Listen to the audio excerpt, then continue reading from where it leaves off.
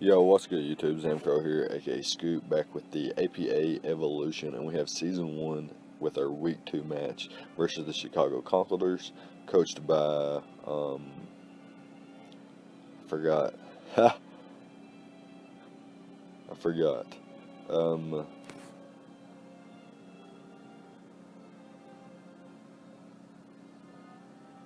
well, that's tough.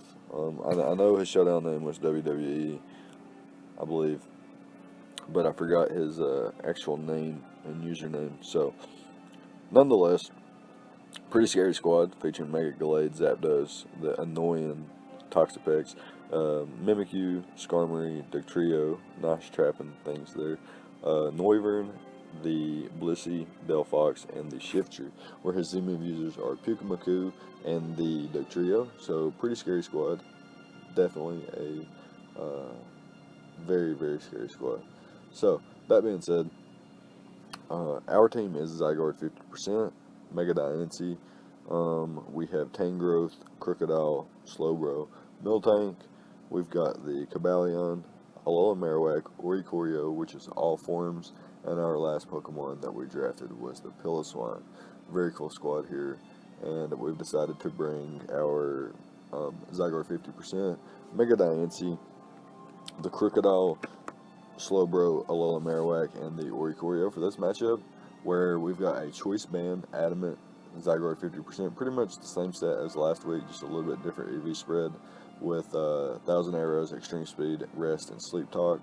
Next up, we have Mega Diancie, which is a timid nature, so that we can outpace everything on his squad, and Speed Tie with Mega Gallade. The only two things that outpace us are the Dugtrio and Noivern, and potential Choice Scarf mons.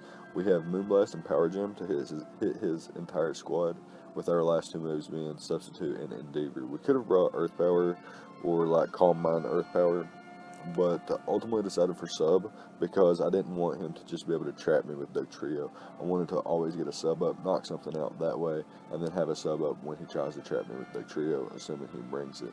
And Endeavor is to once I sub down low enough, if he's got the Toxapex in front of me, then I can Endeavor that and bring it down really low as well, and either force him to switch or cost him his Toxapex, which would be really nice for the rest of my squad. Next up, we have a Choppleberry variant on Crocodile with an Adamant nature, and we're kind of bulky with max HP and just a little bit of speed investment. Adamant nature with Taunt, Earthquake, Foul Play, and Stealth Rock. Foul Play avoids, like, it doesn't allow Mega Gallade to switch, like, Swords Dance up on us or anything like that, and Earthquake plows through everything else. Taunt is there for things like Skarmory, Toxapex, Zapdos from recovering up. It's nice for the Blissey as well, and this is our designated Stealth Rocker. So into our defense a little bit. I guess our team's naturally bulky, but now we have really our defensive mons here with Slowbro, the Alola Marowak, and Oricorio, where we have a Trick Room Slowbro with Psyshock, Calm Mind, and Slack Off, Mono Psychic, because he did not have a Dark type outside of the Shiftry, which I felt the rest of my team really pressured a whole lot. And even if he did bring the Shiftry, I can Trick Room and sack this thing and bring in my Alola Marowak, which is the real threat. And with Flare Blitz, Shadow Bone, and the Boomerang actually, and a Thick Club with a Brave Nature and max attack, this thing really does do damage. It blows through Skarmory with the Flare Blitz. With the Rockhead, we don't take recoil damage either, and Shadow Bone is going to be enough for Toxapex. Shadow Bone into Boomerang should be enough for Toxapex. And in the case that we lose our Stealth Rocks, and in the late game, Alola Marowak has a better chance to get them up, then I do have Stealth Rocks on Alola Marowak as well, which is nice for me. And then Oricorio is a Calm Mind Baton Passing variant. I can Baton Pass Calm Minds into Mega Diancie and Slowbro, who both really like those. And I have Revelation Dance as my only attack and move with Roost for longevity. Kind of there as a Skarmory switch in, can pivot in on that pretty well. And same thing for the Noivern. We are max HP, max defense, so we can actually take a hit from Mega Gallade after Stealth Rocks as well, which is pretty cool. So, that being said, that's going to be our squad, and we can go ahead and hop into the replay now and see what happens. Alright, so here we are with the replay, and my opponent chooses to bring the Dugtrio, Mega Gallade, Mimikyu, Zapdos, the Noivern, and the Toxapex. So, pretty cool squad, no Skarmory, which is pretty nice for us. Always dislike facing off against that thing. We've brought the team that I just went over in the team building section. And his only Stealth Rocker in this match is going to be the Dugtrio, but he does have Toxic Spike potential on the Toxapex. But I noticed he does have 2 Defoggers as well, so it's unlikely that he's a Hazard Stack team, which makes sense given that I have a Magic Bounce user and really good Defoggers, or a really good Defogger in Oricorio. So, looking at potential leads, he could basically lead off with everything on his squad and have a lot of different options to go with from there.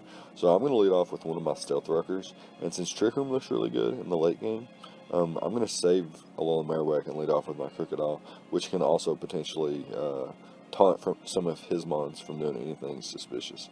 So I'm going to lead off with that, and my opponent's going to lead off with a Toxapex here. And I'm going to go for Earthquake here, just wanting to get damage on Pex, but my opponent reveals the Shuka Berry and gets up Toxic Spikes. So I made a judgment call that a lot of my opponents wouldn't bring Toxic Spikes, and this happened to me in week 1. So yeah, I've definitely got to learn something here. Opponents will bring Toxic Spikes versus me because of my Regenerator core. So I've definitely learned that, and I won't make that mistake again. So my play there was to taunt, and I just went for damage, which my opponent could actually get Regenerator and recover up from. So that was a really, really dumb play on my part, and my opponent was able to get Toxic Spikes up. Hard switches into his Zapdos here as I get Stealth Rocks up, hoping I can force the Defog. I'm going to go out into my Oricorio here as my opponent clicks Hidden Power Ice and actually does a lot of damage, but not quite able to 2-hit KO me. So I'm able to roost up here as my opponent is going to be forced out as he goes into his Dugtrio. So this is really unfortunate for me because I'm only packing the Revelation Dance. I don't want to give off that I have Baton Pass yet, so I'm going to stay in and go into my Crook, get the Intimidate off here, force my opponent out, and I should be able to just click the Earthquake here as my opponent goes into the Zapdos. So here I have a couple different plays, but ultimately going to decide to hard switch out into my Alola Marowak to start trying to apply offensive pressure here, as my opponent actually pulls a switch out into the Mega Gallade here and reveals the Substitute. So after the Substitute, I'm going to actually be in range of knockoff, which is a little bit unfortunate. So now Alola Marowak actually got no damage off versus his entire squad, and I'm set back even further than before. So I bring in my Mega Diancie to hopefully force out my opponent, and I do force him out, but he goes into Toxapex, and I don't have Earth Power, so my opponent is at a extreme advantage here as I'm forced to go for the Power Gem, and my opponent lives that comfortably, and I go for the Power Gem again here because it was kind of a roll, but I'm poisoned and I have been hit with a Scald, so now my play is to just Endeavor down, hoping my opponent doesn't attack me, but he does. So I'm forced into my Zygarde here, and hopefully, well, I know I'm going to net a kill here because he has no switch into Banded 1,000 Arrows, and it's not a 6-0, so I'm happy about that. However, he brings in the Mega Gallade, goes for the Ice Punch, which was kind of obvious. I thought about switching into the Slowbro, but I didn't make that play. My opponent was able to knock out my Zygarde there, and I bring in the Crook because I am Chopple Berry, and I can go for the foul play, as I was able to get some damage off on the Zapdos, and then taunt it and prevent it from roosting as well, as he is able to knock me out here with the Hidden Power Ice into the poison damage.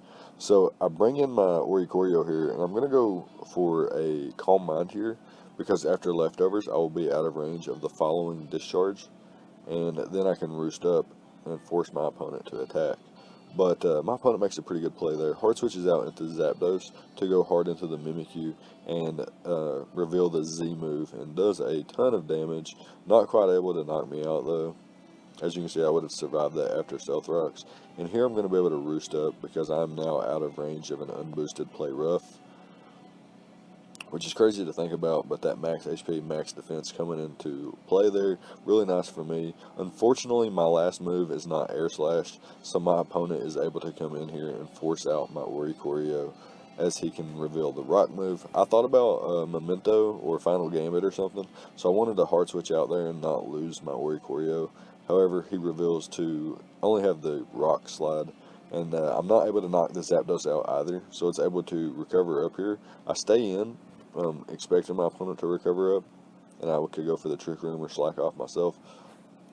Unfortunately, I was poisoned, so that wasn't my win condition. So I'm going to go into Oricorio here, and now my only play is to outlast this Dugtrio, and hopefully it runs out of attacks and things like that. But he actually just mementos, so he is going to be going bye-bye, and I can Calm Mind up just once again as my opponent brings in the Mega Gallade. So I don't actually have the Air Slash. I only have the Revelation Dance, and I'm going to have to go for it here. But it is not a 2-hit KO, and my opponent will be able to 2-hit KO me. So that's going to be a little bit unfortunate. I'm going to try to go for the Revelation Dance here to net the next knockout, but I did not get the rolls, and my opponent is going to be able to knock me out.